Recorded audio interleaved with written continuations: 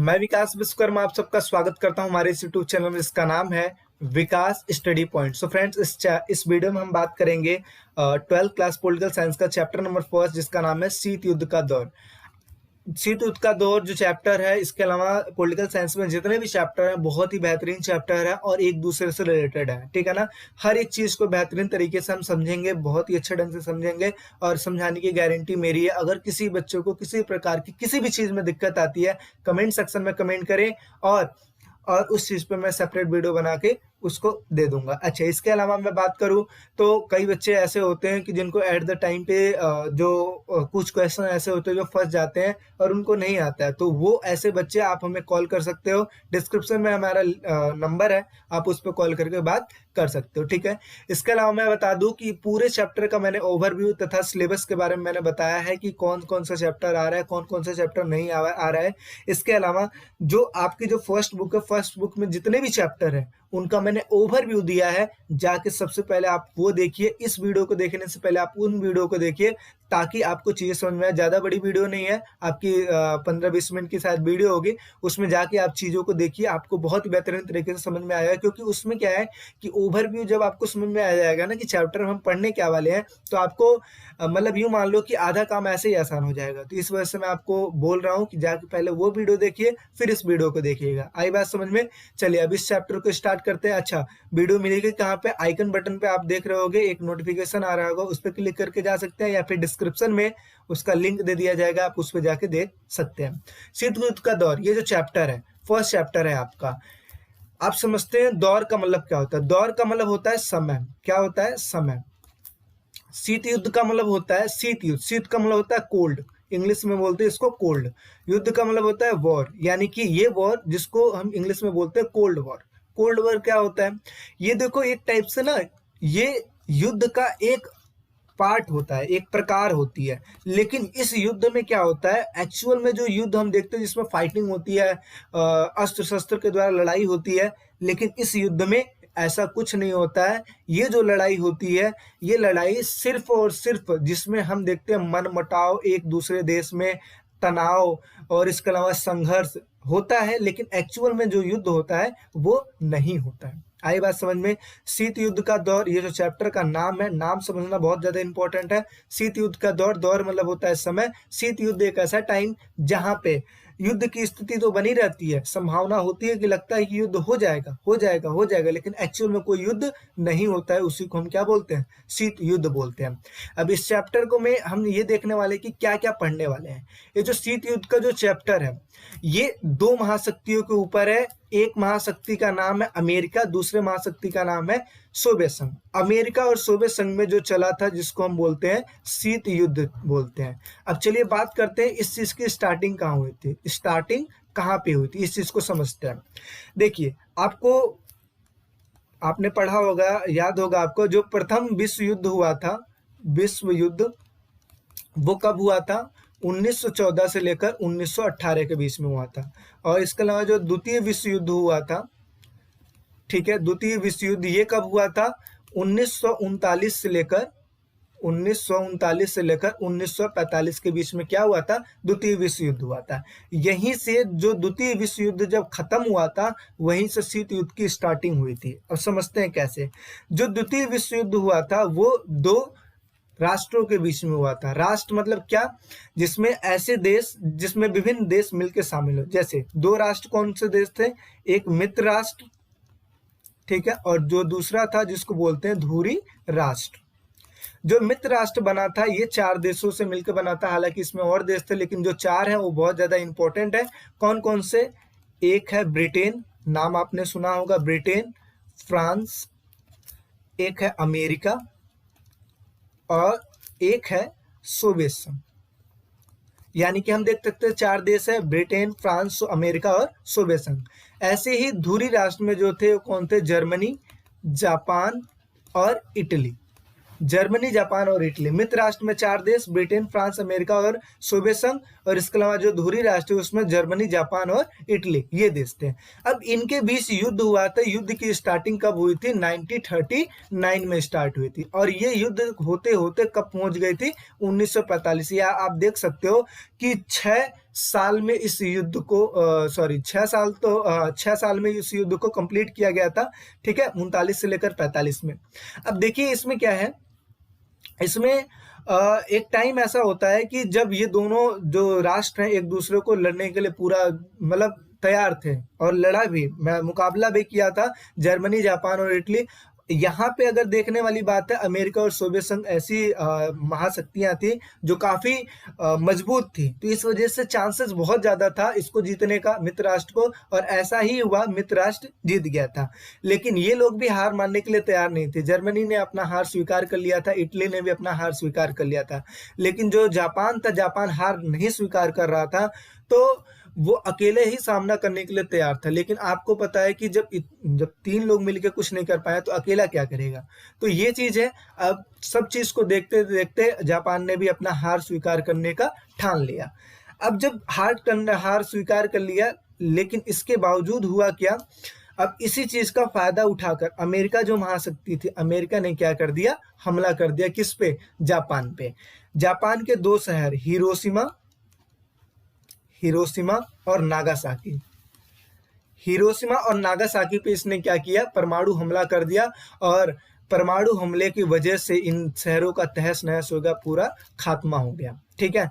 अब आप ये समझ सकते हो कि इस वजह से क्या हो गया, द्वितीय विश्व युद्ध क्या हो गया था, खत्म हो गया था, क्योंकि जर्मनी और इटली तो वैसे ही हार मान लिए थे। अब यहाँ पे जापान को मारने की बारी थी, जो कि अमेरिका ने घुटने टेकने के मजबूर कर दिया था। अब देखिए यहाँ पे 2 क्वेश्चन इंपॉर्टेंट है। आपका क्या क्वेश्चन पूछता है, पहला क्वेश्चन तो ये पूछता है कि जब जापान हार स्वीकार कर लिया था, क्योंकि ये सरेंडर करने वाला ही था, अमेरिका ने उसी टाइम पे हमला कर दिया। तो जब आज जापान हार मानने वाला था, तो अमेरिका को क्या जरूरत थी हमला करने की, पहला ये क्वेश्चन। अमेरिका पे ब्लेम लगा, तो अमेरिका ने इसका आंसर दिया कि मैं द्वितीय विश्व युद्ध में इतनी सारी हानियां तो हो ही रखी है, तो इसको और मैं आगे नहीं बढ़ाना चाहता था, इस वजह से मैंने क्या कर दिया, हमला कर दिया। किस पे, जापान पे, और इस वजह से इसको द्वितीय विश्व युद्ध को मैं खत्म कर दिया।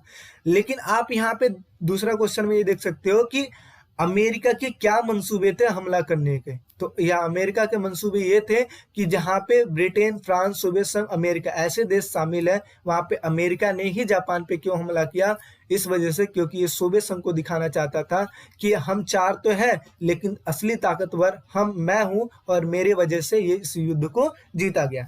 यानी कि ये अपने आप को सर्वश्रेष्ठ दिखाना चाहता था, इसी वजह से इसने हमला कर दिया, ठीक है।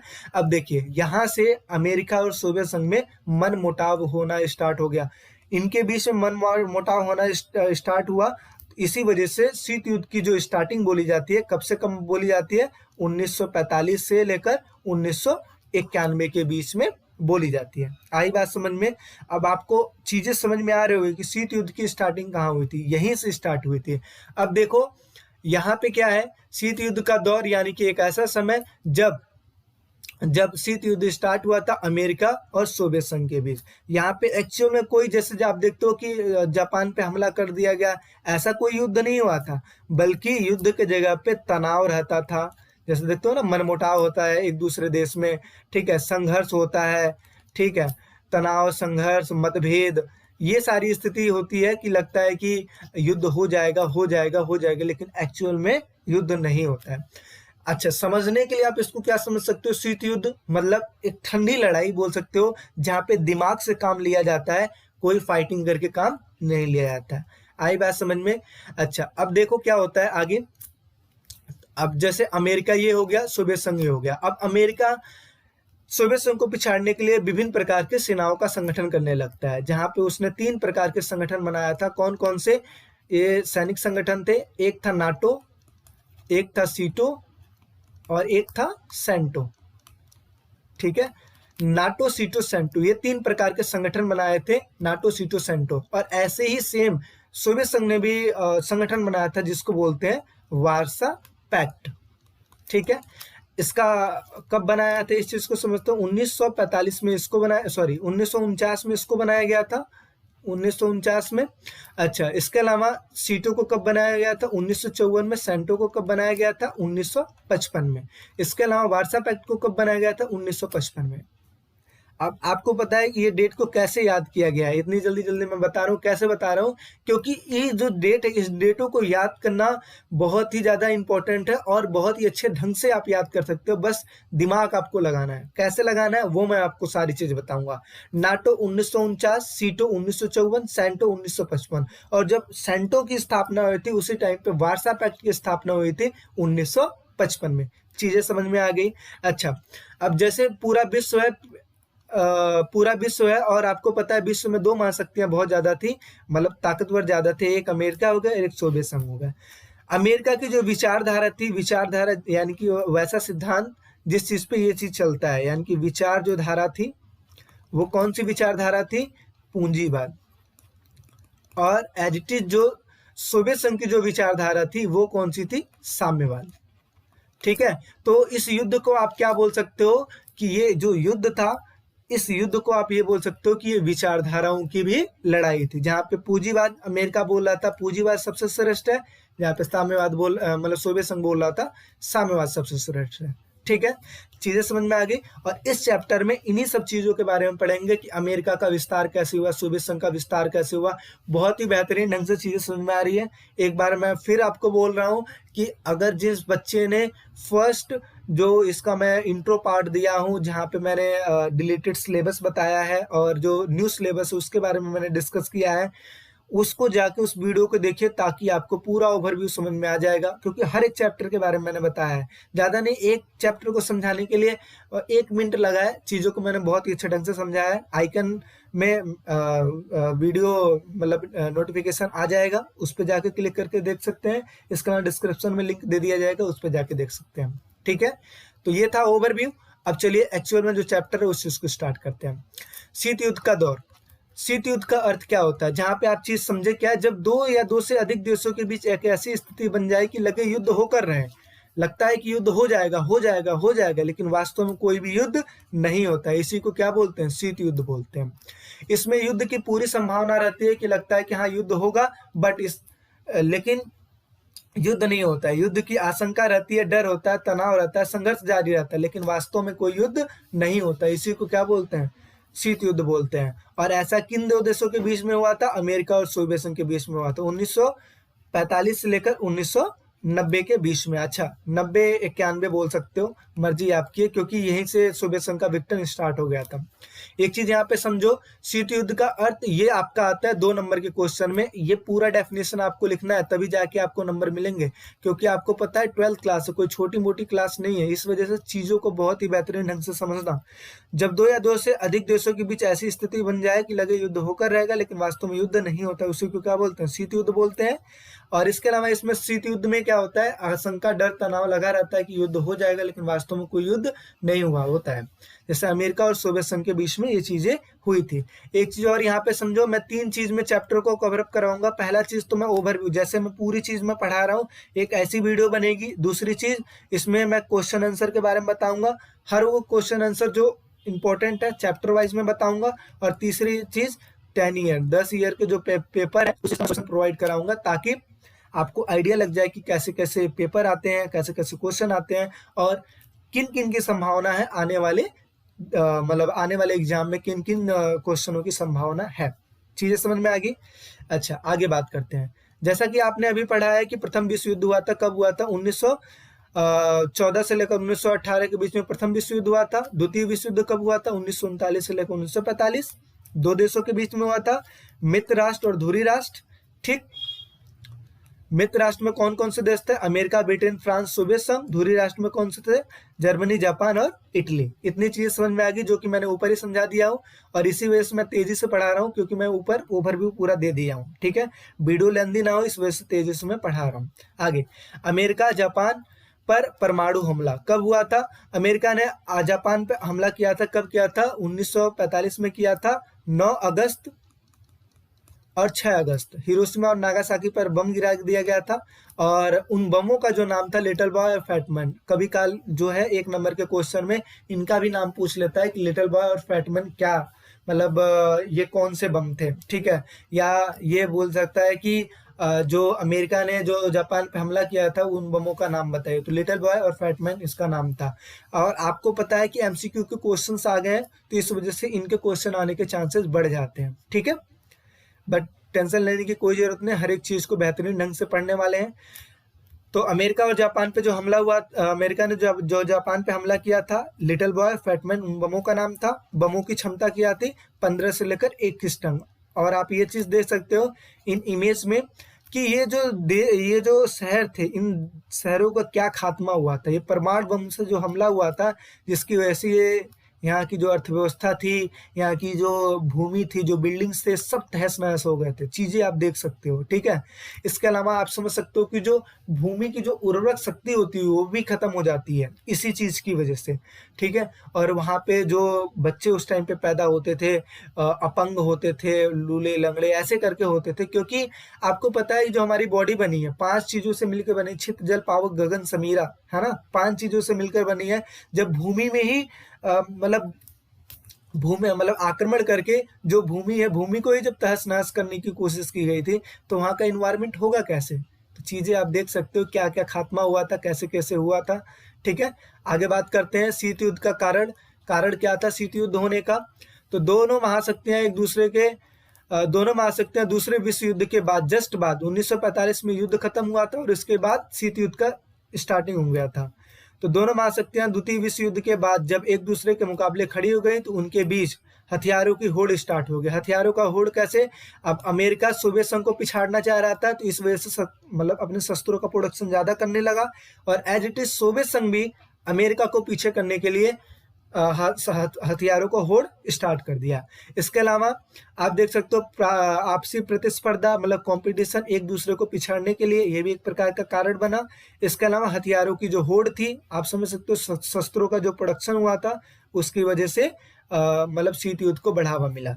इसके अलावा और भी कारण हो सकते हैं, यहाँ पे चीजें समझाने के लिए मैंने लिखा है। तीसरा चीज यहाँ पे क्या लिख सकते हो? विचारधाराओं की लड़ाई।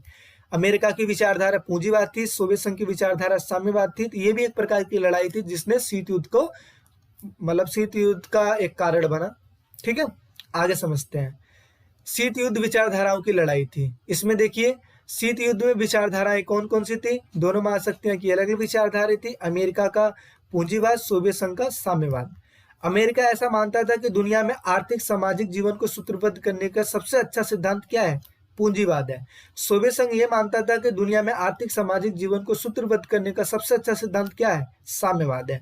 आप ये चीजें समझ सकते हो कि अमेरिका अपने पक्ष में, यानी कि पूंजीवाद अच्छा है, तो सोवियत संघ ये बोल रहा था साम्यवाद अच्छा है, और यही जो है शीत युद्ध का कारण बना।